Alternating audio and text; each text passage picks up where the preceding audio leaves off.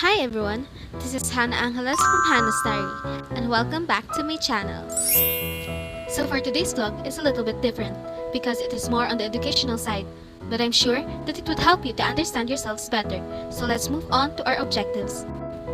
Our objective for today is that I'm going to discuss the things that I've learned from UTS or understanding the self in the perspective of philosophy, sociology and anthropology, and Western and Oriental thoughts.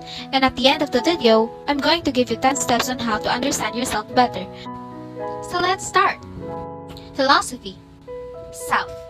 What does it mean? It is something that an individual molds, forms, and grows perennially. It is not a constant thing for which one is merely born. Everyone is tasked to discover oneself.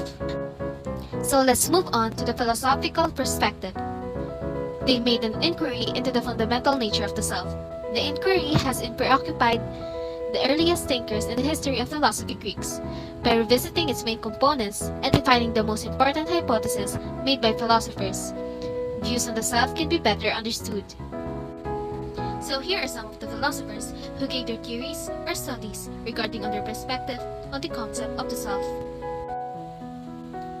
First is Socrates. He said that the goal of life is to know thyself, which is closely associated with conscience. Conscience is silent inner awareness, where the divine often interacts with man voicelessly. The self-knowledge of man consists of realizing his powers and weaknesses. The self of Socrates is the individual self, not as someone removed from the surrounding reality, but in its connection to nature and society that is rather unreflected. Next is Plato. Plato identified the nature of man into two parts, which are the soul and body. Regarding Plato's perspective on the idea of self is actually best represented in his theory or explanation of the psyche or soul. Here are Plato's three elements of the psyche. First is physical appetite. It contains all of our different desires for various pleasures, comforts, physical satisfactions, and bodily ease. There are so many of these appetites that Plato does not bother to listen, but he notes that often they can disagree with each other. Second is spirit, the part that gets angry when it perceives an unjust being done. This is the part of us that loves to face and overcome great challenges, the part that can steel itself to adversity, and that loves victory, challenge, and honor. Lastly is reason or mind, the portion of us that reflects, analyzes, looks ahead, evaluates options rationally, and attempts to evaluate what is best and truest overall. The last philosopher that I will be discussing for today is Sigmund Freud. He identified that the self was multi-tiered, divided among the conscious, which are the thoughts and perceptions, preconscious, dream state where there are memories and stored knowledge, and unconscious where there are fears and traumas. Freud later developed a structural model of the mind that divided it according to mental functions. First is the id, which is the sex and aggression, the ego, test reality, and the superego, which are the ideals and morals. There are other philosophers who gave their perspective according to self. Next part is sociology and anthropology. So what do they mean? Anthropology examines human behavior more, while sociology focuses more on group behavior and interactions with social systems and institutions.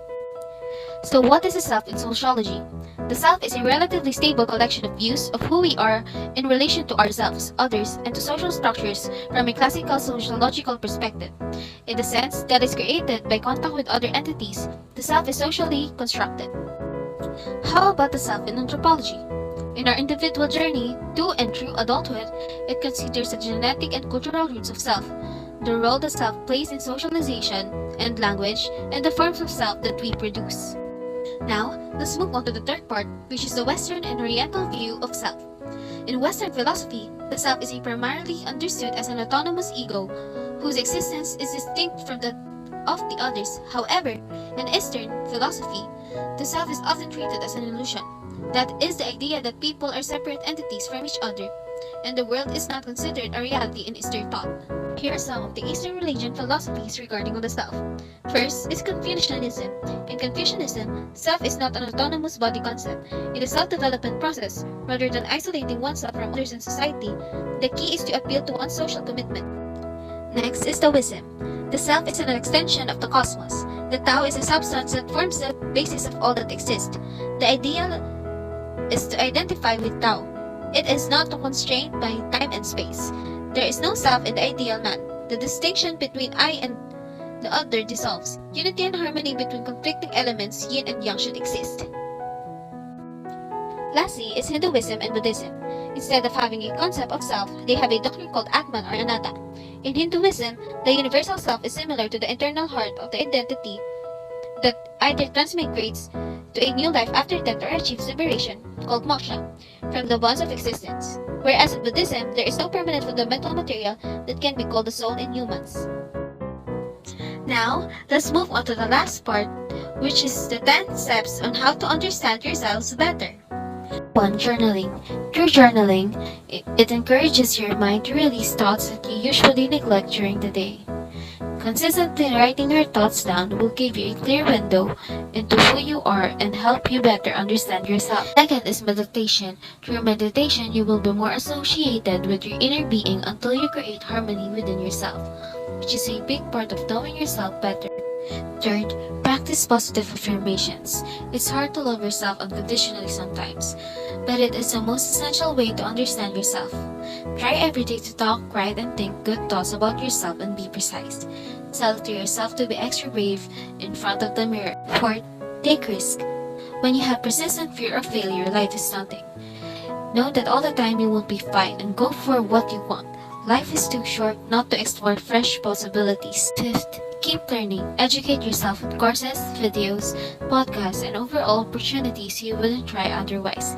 Keep your mind engaged in various activities so that you know what you want and what you don't like. 6. Have meaningful conversations. Relationships often provide you with deeper insight into how you see yourself and understand yourself. In discussions with those you love, be open and 7th, try creative activities. When you give your imagination permission to be loose, you will be shocked by how much you can better understand yourself. 8. Identify your values. Determining your beliefs leads to recognizing who you are as a whole. 9th, explore spiritual alternatives. If it clashes with your established faith, you don't have to take any of it too seriously. Both of these alternatives, though, may be a way to seek answers about who you are and what kind of life you could have. 10th, use personality quizzes.